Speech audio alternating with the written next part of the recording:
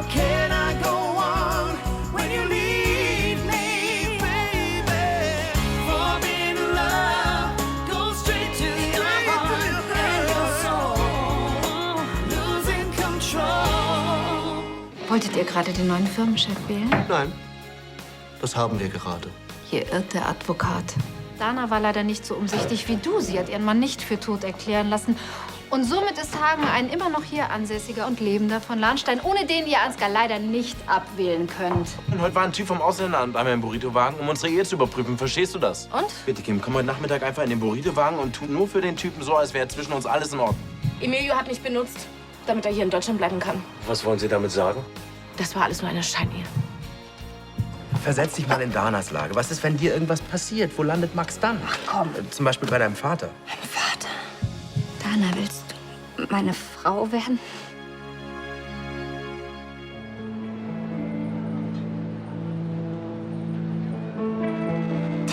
Das ist doch totaler Schwachsinn. Meine Frau macht nur einen Witz.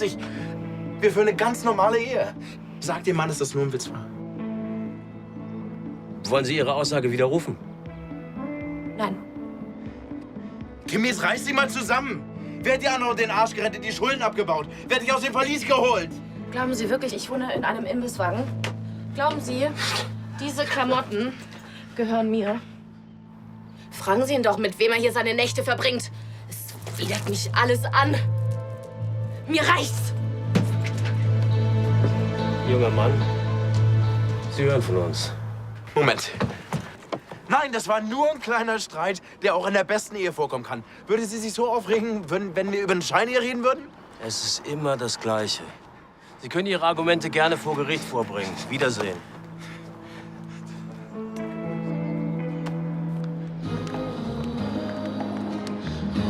Was ist denn jetzt? Willst du heiraten oder nicht? Ja. Ja? Ja! Ja!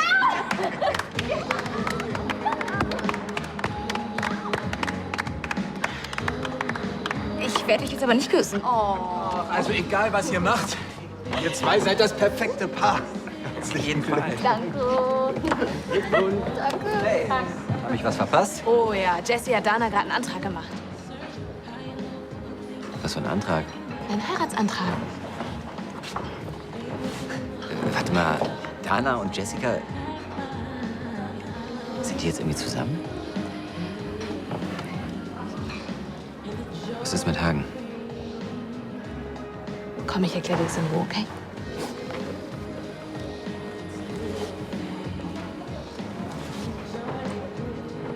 Wir haben jetzt für immer zu dritt. Eine richtige Familie. So, Sekt für alle. Du weißt, was das ist, oder? Also streng dich an. Hm?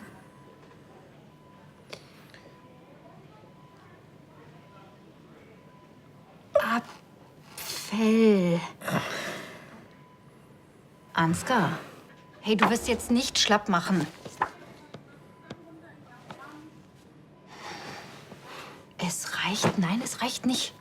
Ich weiß, dass es ja anstrengend für dich ist, aber jetzt hör mir mal zu. Ich habe keine Ahnung, wie viel Zeit ich uns verschafft habe.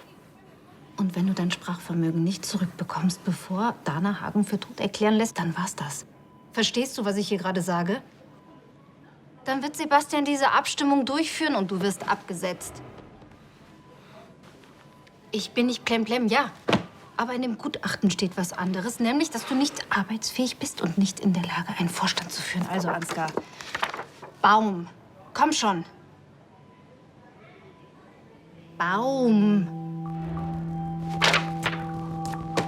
Ich weiß, dass das hier alles nicht so leicht ist, aber du reißt dich jetzt verdammt noch mal zusammen und bist kein elender Schlappschwanz. Hallo? Habt ihr Stress oder was?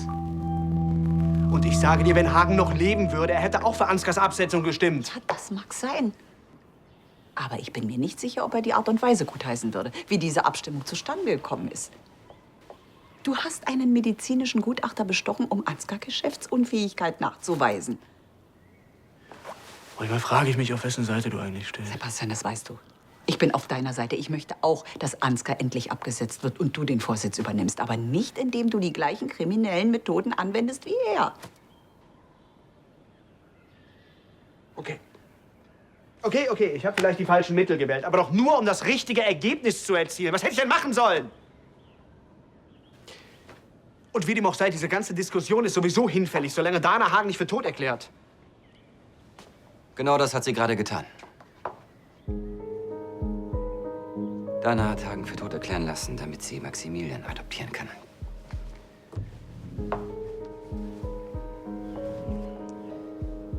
Ich wollte es dir persönlich sagen. Nun gut, dann werde ich noch die amtliche Bestätigung abwarten und dann den Familienrat zusammenrufen. Und bis dahin zu niemandem ein Wort. Es darf jetzt nichts mehr schiefgehen. Natürlich.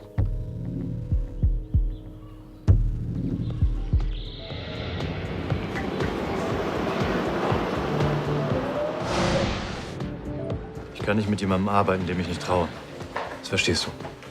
Alter, jetzt pass doch mal auf. Also das Ganze gilt ab sofort. Kim.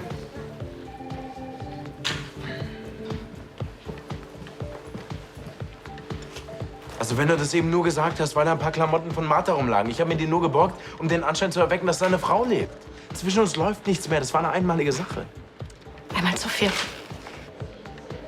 Aber jetzt seid ihr zusammen, oder was? Du willst mich wirklich abschieben lassen? Oh, lass mich in... Liebst du ihn? Selbst wenn es so wäre, es geht dich einen feuchten Dreck an. Weißt du, was er mir gerade gesagt hat? Deine Martha hat mir den Job weggeschnappt. Diese dumme Kuh reißt sich alles unter die Nägel, was mir etwas bedeutet. Das heißt, dass ich dir noch was bedeutet.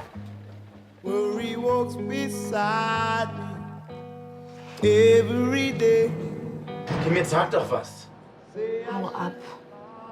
Ist dir eigentlich klar, dass ich abgeschoben werde? Ich kapier das nicht. Warum behauptest du, dass ich dich nie geliebt hätte?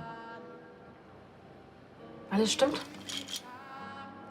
Dieses ganze Liebesgeseier, das du vorhin über unsere Beziehung abgelassen hast, das ist doch ein Witz. Du weißt, dass ich dich liebe.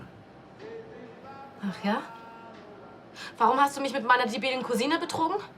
Und es hat dir ja noch nicht mal gereicht. Du musstest mit Jessica in die Kiste steigen, du Arschloch. Ich habe gar nicht mit Jessica geschlafen. Sie hat das nur behauptet, weil sie meinte, dass ich einen Ausgleich brauche. Weil du ja mit diesem Juri geschlafen hast.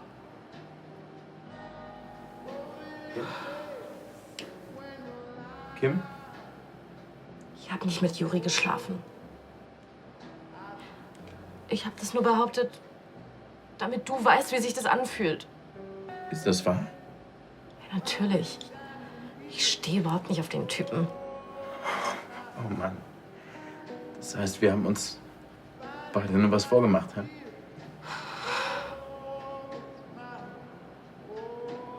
Trotzdem. Das ändert nichts daran, dass du mich mit Martha betrogen hast. Und das werde ich dir nie verzeihen.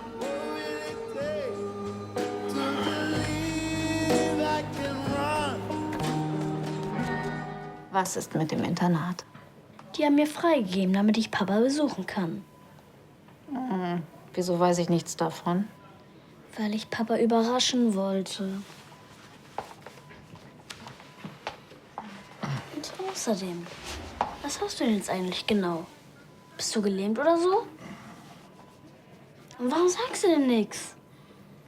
Der Papa hatte einen Unfall und hat sich dabei am Kopf verletzt. Er hört dich und er kann dich auch verstehen, aber er kann nicht mehr sprechen. Wie jetzt? Nie wieder? Doch, doch, ich muss nur jede Menge mit ihm üben. Oh, da kann ich ja helfen. Ja, das ist eine gute Idee. Ein bisschen Hilfe kann ich gut gebrauchen.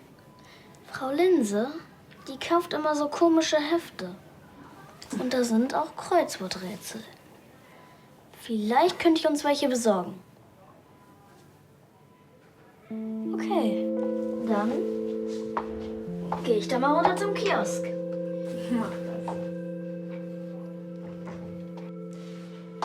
Hör zu, ich freue mich, dass Hannes uns besucht. Und ich finde es auch wirklich niedlich, dass du mit ihm spielen willst. Aber im Moment ist das Wichtigste, dass du deine Sprache wiederfindest.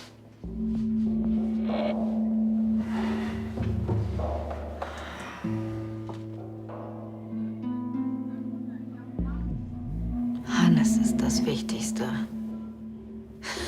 Was mache ich hier eigentlich? Warum geben wir nicht direkt auf und gratulieren Sebastian zum Sieg? Mensch, was willst du denn noch? Ich habe mich bei dir entschuldigt und das, was ich dir angetan habe, das tut mir schrecklich, schrecklich leid. Verschwinde. Wenn du mich so sehr hasst, dass du denkst, dass ich dich nie geliebt hätte, dann tu es, dann zieh's durch. Dann lass dich von mir scheiden und sieh zu, wie ich nach Venezuela abgeschoben werde. Aber wenn da noch ein bisschen was von dem da ist, was zwischen uns war, dann mach die Tür auf und rede mit mir, bitte.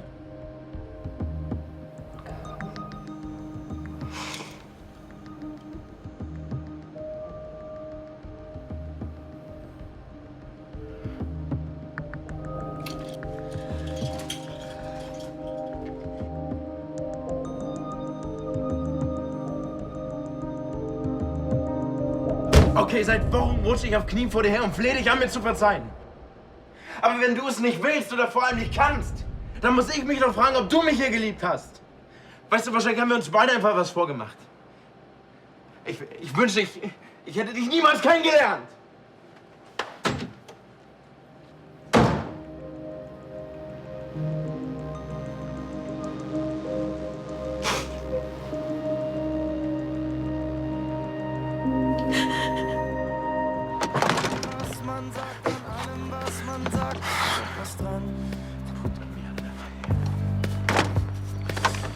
Egal wer kommt, egal wer geht, egal, es kommt nicht darauf an. Ich glaube nichts, ich glaube an dich, glaubst du an mich? Ich glaube, ich auch.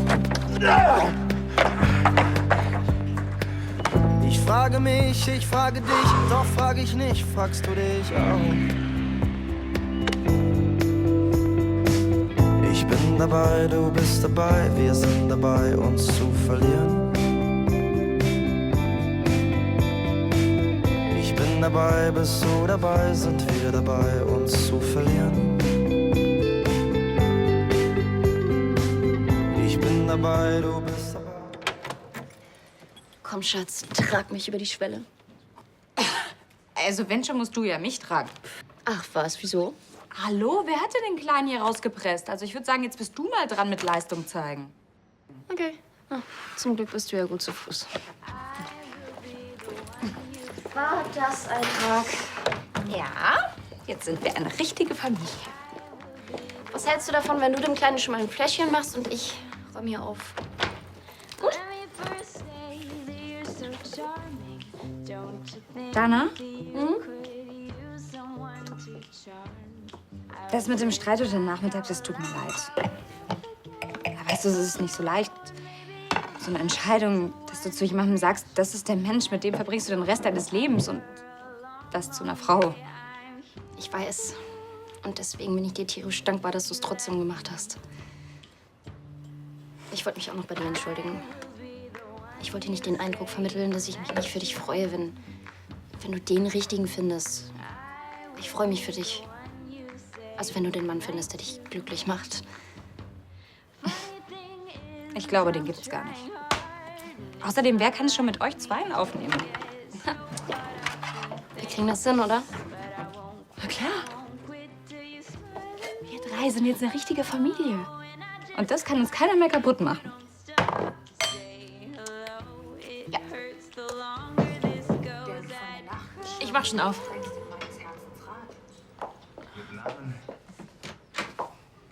Hey, ich hoffe, ich störe nicht. Ich wollte dir nur deine Sachen vorbeibringen. Die habe ich mir ausgeliehen, weil ich keine von Kim bekommen habe und das Ausländeramt da war, um zu prüfen, ob ich wirklich mit einer Frau zusammenlebe. Und deswegen musste ich den Burrito-Wagen ein bisschen aufmotzen. Und dafür hast du ausgerechnet meine Klamotten benutzt? Spar dir diesen Satz, weil Kim ist auch schon ausgerastet. Wie bescheuert kann man denn auch sein? Ja, noch mal richtig drauf. Ist ja nicht eh schon alles am Arsch genug. Ist denn Kim nicht dazugekommen? Doch, ja. Ja und? Wie ist es denn gelaufen? Ich meine, auch wenn ihr euch zerstritten habt, ihr seid doch immer noch verheiratet. So wie es momentan aussieht, werde ich Deutschland wohl verlassen müssen. Was? Wieso? Wieso? Weil Kim behauptet hat, dass unsere Ehe nur auf dem Papier bestehen würde. Das ist doch völliger Schwachsinn. Jetzt erzählst du mal ganz in Ruhe. Da gibt es nichts zu erzählen. Wie heißt denn dieser Typ von der Ausländerbehörde? Zweig. Bernhard Zweig, glaube ich. Okay. Dann können wir den doch morgen früh gleich mal anrufen. Ein Raubfisch mit 3 Buchstaben. Der zweite ist ein A. Wal. Wal. Das ist doch kein Fisch. Das Klugscheißer-Gen hat er von dir. Geht's ein bisschen lauter? Ich höre dich nicht.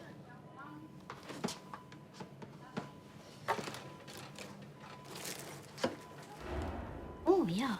Hi.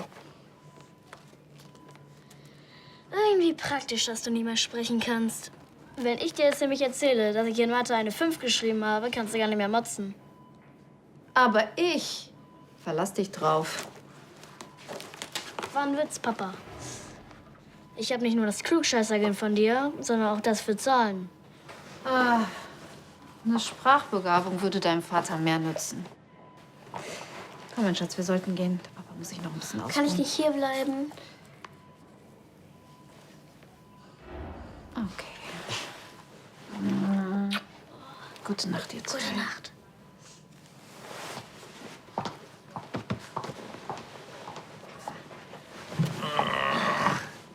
Papa, ich find's toll, dass du nicht mehr arbeiten musst. Jetzt können wir nämlich den ganzen Tag etwas unternehmen.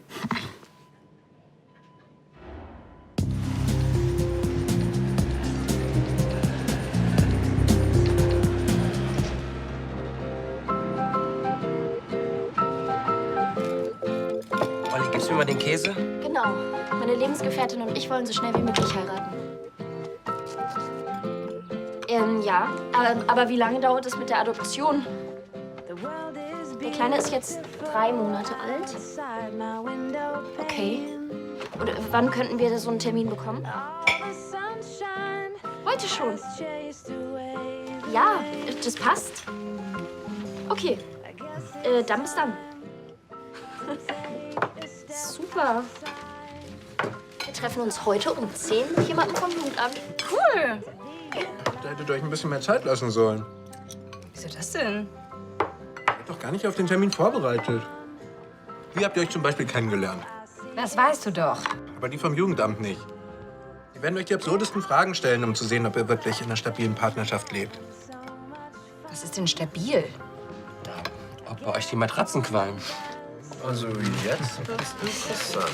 Also sowas geht das Jugendamt ja wohl gar nichts an. Außerdem am Sexgrad ist das doch gar nicht bemessen. Die meisten Hetero-Ehepaare haben durchschnittlich einmal im Monat Sex. Echt jetzt? Ja, Ergebnis einer Umfrage. Traurig, aber wahr.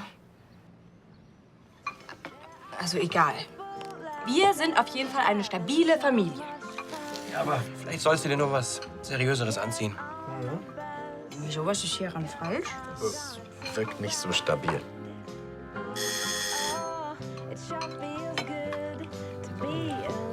Nee, ich geh schon. Du kannst die Bewegung brauchen.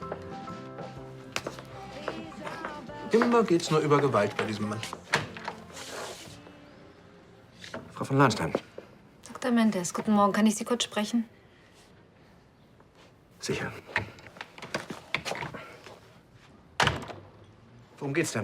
Um meinen Ex-Mann. Ich übe die ganze Zeit mit ihm, aber er macht keine Fortschritte. Ich habe langsam ein bisschen den Eindruck, er hat gar keine Lust mehr zu sprechen. Geben Sie ihm Zeit. Hab ich nicht?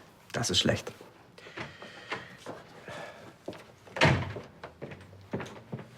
Drängeln hilft in der Regel überhaupt nicht, sondern wirkt sich eher kontraproduktiv auf den Heilungsverlauf des Patienten aus.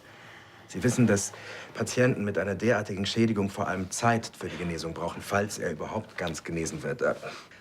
Ich kenne das Gutachten. Wie lange? Nun, dann wissen Sie ja auch, dass ich Ihnen dazu nichts sagen kann. Oh, ungefähr. In einigen Fällen ist es durch eine Schocksituation, ähnlich des Traumas, das zu der Schädigung geführt hat, zur Spontanheilung gekommen. Das setzt allerdings voraus, dass der Schaden größtenteils psychischer Natur ist. Das heißt, er müsste sich einfach nur ein bisschen mehr anstrengen. Frau von Lahnstein, Sie können das nicht beeinflussen. Was Sie brauchen, ist Geduld. Viel Geduld.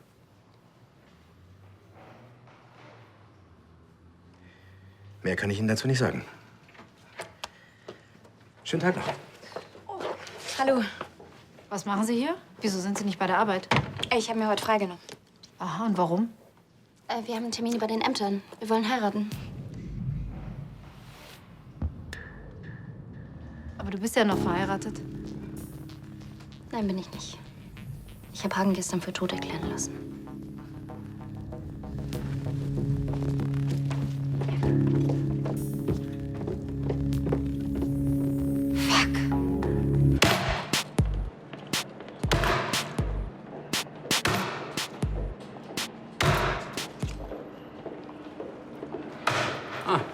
Da bist du ja. Was machst du denn hier? Schwer beschäftigt, wie ich sehe. Lass mich raten, Emilio hat dich geschickt. Ich lass mich nicht schicken, das solltest du langsam wissen.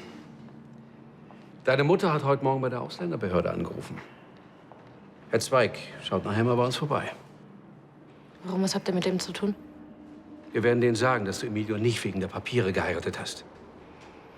Das ist doch keine Scheinehe. Warum erzählst du nur sowas? Weil es wahr ist. Ist dir eigentlich klar, was das für Emilio bedeutet? Die schicken ihn zurück nach Caracas.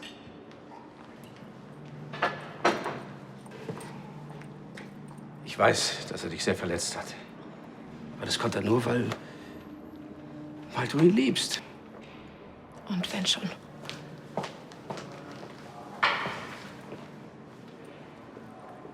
Du warst bei diesem Termin gestern. Ich weiß doch warum. Ach ja. Weil du nicht willst, dass er in Schwierigkeiten kommt. Weil du dich versöhnen möchtest. Nein. Nein, Papa, und genau das ist mir gestern klar geworden. Es ist aus. Ich kann mich nicht versöhnen. All das, was er zu mir gesagt hat, wie sehr er mich liebt, und ich glaube ihm das nicht mehr. Willst du denn wirklich, dass er für immer aus deinem Leben verschwindet? Je eher, desto besser. Ist doch kindisch. Ich lass nicht zu, dass du mit deinem kindischen Verhalten seine Existenz gefährdest. Er gehört doch zur Familie. Ist doch klar, ich weiß, dass er dich verletzt hat, aber trotzdem, das kannst du doch nicht machen mit ihm.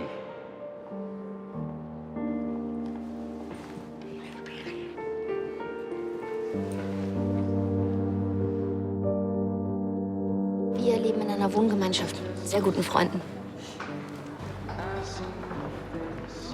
Aber Sie beiden verbindet mehr als eine Wohngemeinschaft. Ja. Also wir führen eine stabile, eine sehr, sehr, sehr stabile Partnerschaft in einer stabilen Umgebung. Ja, wir haben uns entschieden, die Partnerschaft jetzt auch offiziell zu machen. Vor allen Dingen wegen Maximilian.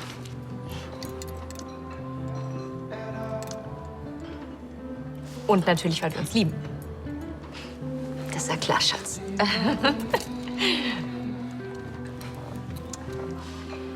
Und der Vater des Kindes? Der Vater des Kindes ist Ihnen bekannt? Ja, ja, natürlich. Aber das war was ganz Kurzes. Verstehen Sie? Ja, das kommt ja in den besten Beziehungen vor. Aber wir haben uns gemeinsam entschlossen, die Folgen zu tragen. Verstehe. Hey, na, ihr zwei? Also, wenn man euch beide so sieht, dann könnte man fast meinen, ihr wärt ein Paar.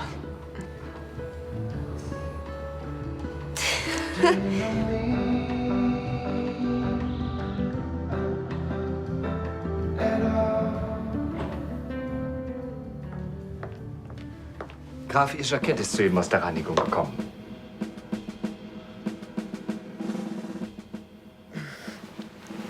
Danke, Justus. Sehr wohl.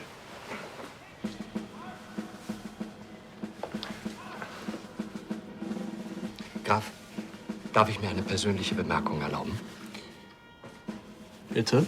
Ich freue mich, dass die Geschicke der Firma in Zukunft wieder in Ihren Händen liegen werden.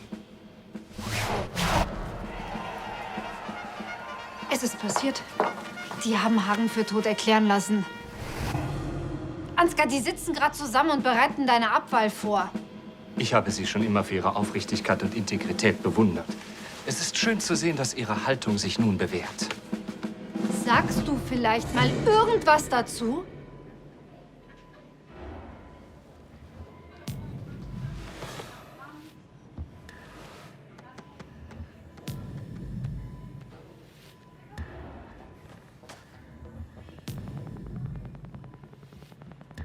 Wenn wir jetzt nichts unternehmen, dann verlieren wir alles. Es geht hier um die Zukunft von LCL und um meine Zukunft. Willst du das alles aufgeben?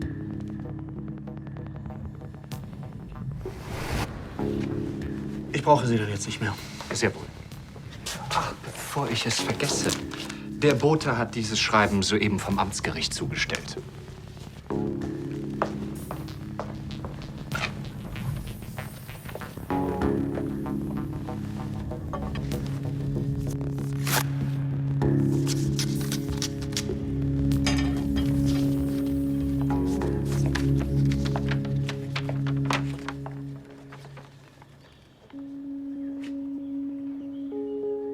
Jetzt ist Hagen also offiziell tot. Sie verlassen uns? Sind Sie sicher? Ich würde Sie gerne noch ein paar Tage hier behalten. Vergessen Sie es. Der Mann ist nicht mehr zu retten. Sehen Sie das genauso? Gut, dann sage ich der Schwester Bescheid. Sie soll ihre Papiere für die Entlassung vorbereiten. Das war's dann.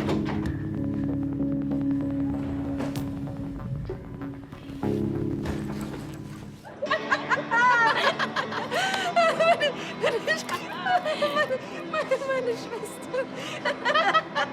Aber du bist so ein Witzbold. Der Olli, der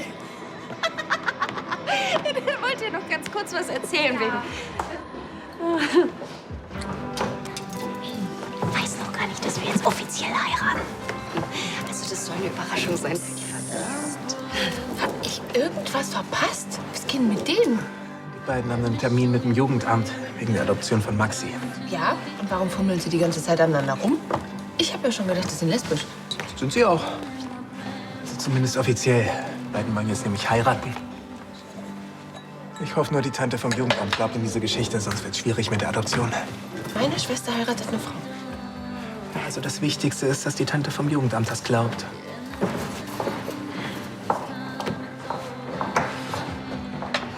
Sorry, Leute. Olli hat's mir gerade erst erzählt. Mensch, ich hoffe, ich hab's jetzt nicht versaut. Du, ich glaube, es ist kein Problem. Ich glaube, du hattest recht. Wir hätten es nicht so überstürzen dürfen. Und? Wie ist es gelaufen? Ja, uns ist alles abgenommen, aber ich verstehe nicht, warum die uns jetzt ständig besuchen will. Hängt die jetzt alle paar Tage bei uns auf der Matte oder was? Ich hab's euch doch gesagt. Bis zur Adoption, das ist noch ein langer und wirklich schwieriger Weg. Das befürchte ich jetzt auch. Verstehe ich das richtig? Sie erklären also, dass Sie zurzeit nicht mit Ihrer Frau zusammenwohnen. Dennoch haben Sie gestern versucht, den Anschein zu erwecken, dass Sie gemeinsam in Ihrem Imbisswagen wohnen. Naja, wir haben ja eine Wohnung, die ist nur noch nicht fertig. Also, was mein Schwiegersohn eigentlich sagen will, Kaffee? Gerne. dass seine Ehe mit unserer Tochter sich derzeit in einer Krise befindet. Er hatte eine Affäre. Und jetzt leben Sie mit Ihrer Affäre zusammen? Nein. Aber die Kleider in Ihrem Imbisswagen? Das geht auf meine Kappe. Ich habe meinem Schwiegersohn geraten, dass er, also als sie ihren Besuch angekündigt hatten, die Kleider dort zu deponieren, damit sie denken, er lebe noch mit meiner Tochter zusammen. Aber es waren nicht die Kleider Ihrer Tochter. Nein, an die bin ich nämlich nicht rangekommen, also musste ich mir was anderes einfallen lassen. Dann war das halt Martha, war eine blöde Idee, also. Ja, das hat Kim dann auf die Palme gebracht, wie wir alle wissen. Er hat einen Fehler gemacht. Den ich wirklich bereue. Und auch wenn die beiden sich jetzt getrennt haben, ich bin sicher, sie raufen sich wieder zusammen. Jede Ehe kommt manchmal in die Krise. Nun ist es meine unangenehme Aufgabe herauszufinden, ob es sich hier um eine Ehekrise handelt oder ob die Ehe von vornherein nur geschlossen wurde, um dem einen Partner gewisse Vorteile zu verschaffen. Nein, Kim und ich, wir lieben uns. Mistkerl. Doch, wir lieben uns einfach. Ja, das können wir bestätigen. Das war eine totale Liebesheirat. Geben Sie den beiden noch eine Chance, sich wieder auszusöhnen. Ja, denken Sie denn, Ihre Liebe hat noch eine Chance? Hey, ich bete jeden verdammten Tag dafür. Nun, wie Sie schon sagten, jede gute Ehe macht ihre Krisen durch. Und ich kann nur hoffen, dass Ihnen gelingt, sich mit Ihrer Frau auszusöhnen. Das heißt, Emilio darf in Deutschland bleiben? Wir berücksichtigen natürlich Ihre Aussagen. Das Problem ist, dass Ihre Frau sagt, dass die Ehe zur Vorspiegelung falscher Tatsachen geschlossen wurde. Und sollte sie dabei bleiben, kann ich nichts für sie tun.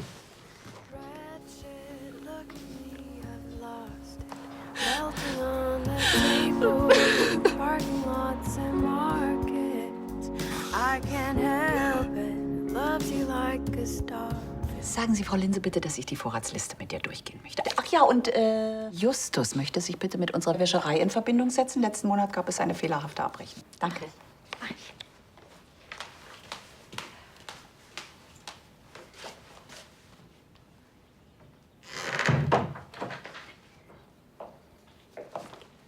Kam heute Morgen vom Amtsgericht. Hagen wurde offiziell für tot erklärt.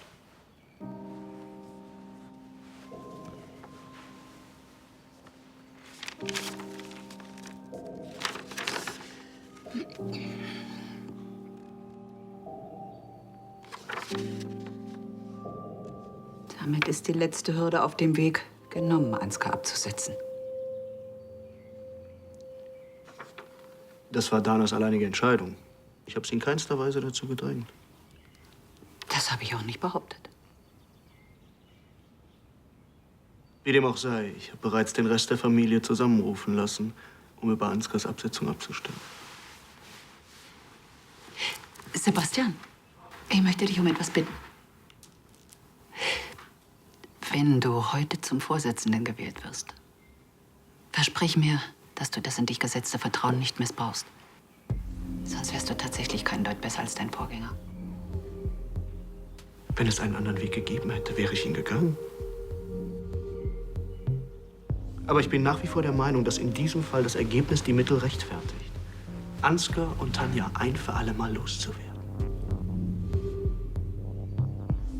Und wenn das getan ist, dann lasse ich mich gerne an dem messen, was ich leiste. Ich werde transparent arbeiten, ich werde bestimmt nicht so an meinem Sitz kleben wie Ansgar. Und sollte einem von euch nicht gefallen, was ich tue, oder ihr das Gefühl haben, dass ich nicht im Sinne der Familie oder der Firma handle, lasse ich gern jemand anderem den Vortritt.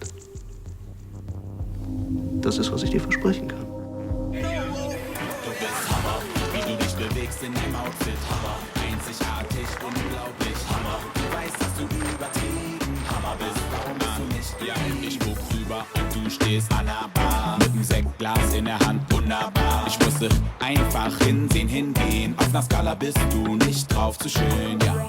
Ich kämpf meinen Weg durch zu dir, denn ich weiß, ich will nur zu dir. Doch als ich dann da war, du und dein Sekt, oh shit, ihr wart schon weg. Du bist Hammer, wie du dich bewegst in deinem Outfit. Hammer, einzigartig, unglaublich, Hammer. Geht nicht ans Telefon.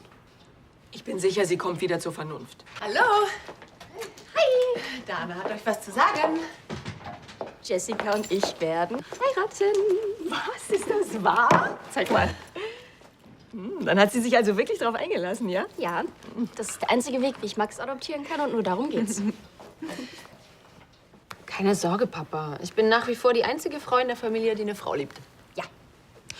Und wir hatten heute Morgen sogar schon einen Termin mit einer Frau vom Jugendamt wegen der Adoption von Max. Und? Also es wird ein langer Prozess, aber sie hat unsere Geschichte schon mal geschluckt. Sie glaubt, dass Jessica und ich wirklich ein Paar sind. Wow, Glückwunsch. Ihr habt eine deutsche Behörde beschissen. Tja, und das, obwohl ich beinahe alles vermasselt habe. Ist ja noch mal gut gegangen. Ach so, du bist auch noch stolz darauf, ja? Weißt du, wegen Leuten wie dir glauben die von den Ämtern Leuten wie mir kein Wort mehr. Die denken, man heiratet einfach irgendwen, um Vorteile zu erhaschen. Vielen Dank auch.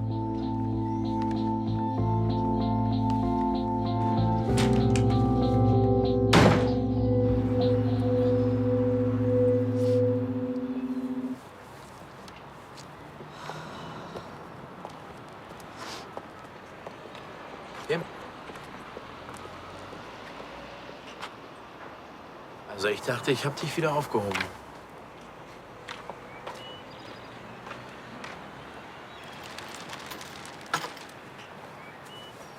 Deine Eltern haben versucht, mir den Arsch zu retten. Du weißt ja, der Typ vom Ausländeramt war hier.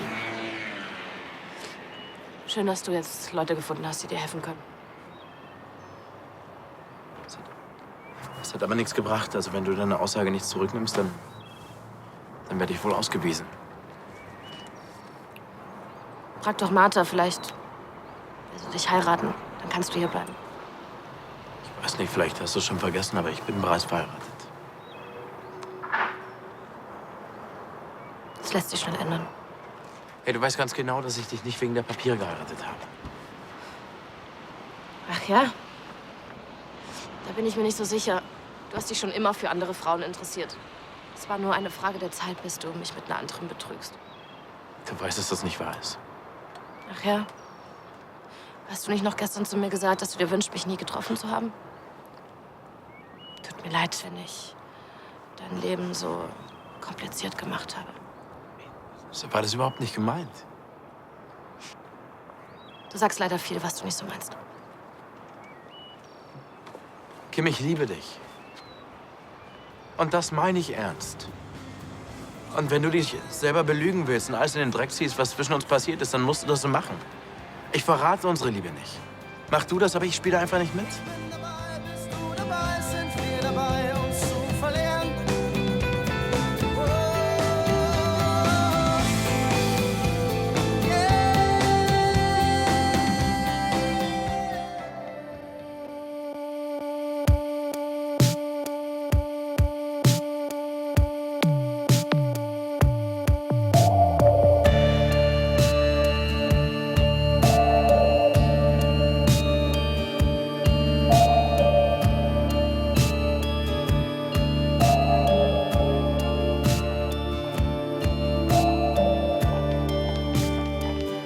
Schön, dass ihr so schnell kommen konntet.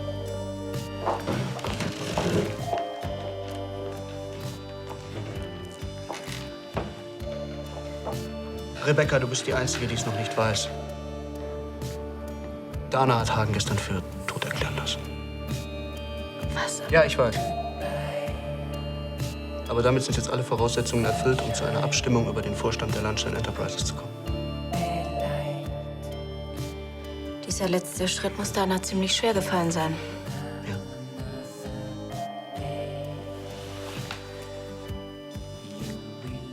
Ich habe den Notar herbestellt. Der müsste eigentlich jede Sekunde hier sein. Papa, kaufst du mir ein Eis?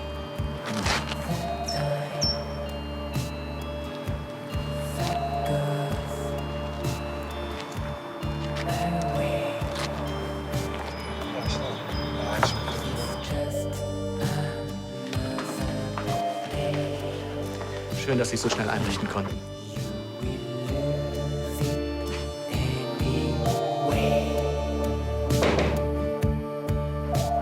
Jetzt nicht.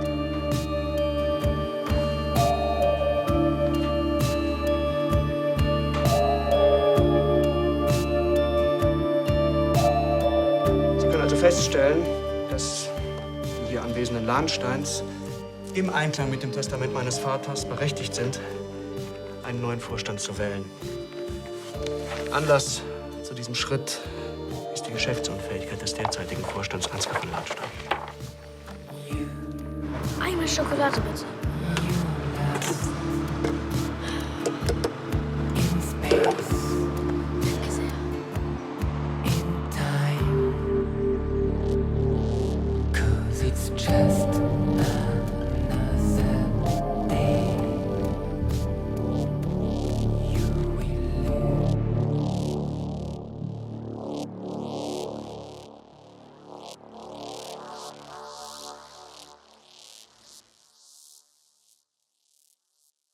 Hannes, pass auf!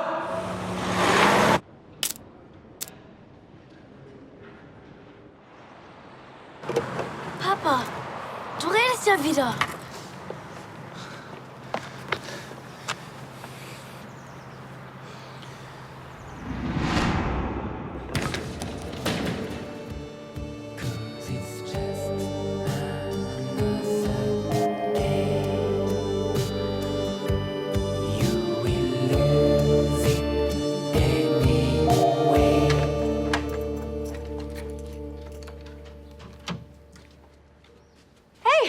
Da bist du ja. Was machst du hier mit meinen Sachen? Ach, ich räume unsere Sachen zusammen. Ich habe mir gedacht, dass die Frau vom Jugendamt bestimmt auch in unsere Kleiderschränke schaut. Und dann ist es ja besser, wenn alles so aussieht, als würden wir wirklich zusammen wohnen. Du willst, dass wir in einem Zimmer wohnen? Ja. Also, es soll so aussehen. Natürlich schlafen wir nicht immer zusammen, sondern auch mal getrennt wegen Maxi und der Nachtruhe und so. Ah, Moment. Ich habe da auch eine Liste gemacht. Hier, da steht alles drauf, was wir voneinander wissen müssen. Wie wir uns kennengelernt haben, was wir gerne essen, was für Filme wir mögen, all sowas. Du meinst das wirklich ernst, oder? Ja, klar. Glaubst du, ich hab Bock, dass wir vor dieser Jugendamts-Uschi auffliegen, nur weil ich nicht weiß, was für eine Tagescreme du benutzt?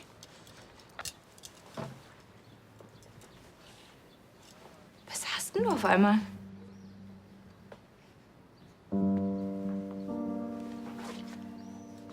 Ich will das hier alles.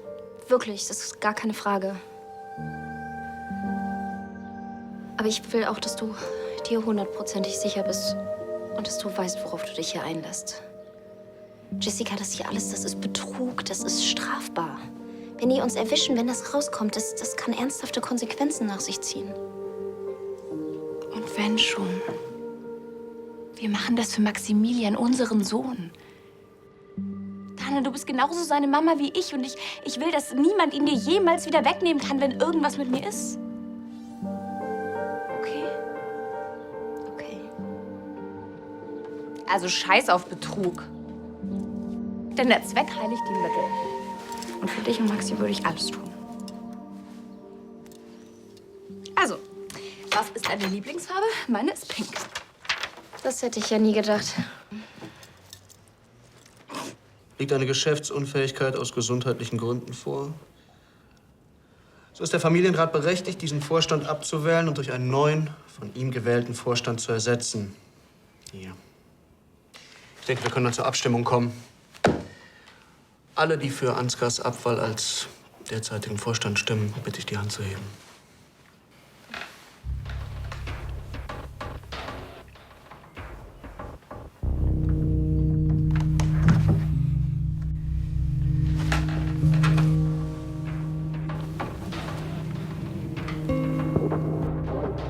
Ich bin zurück.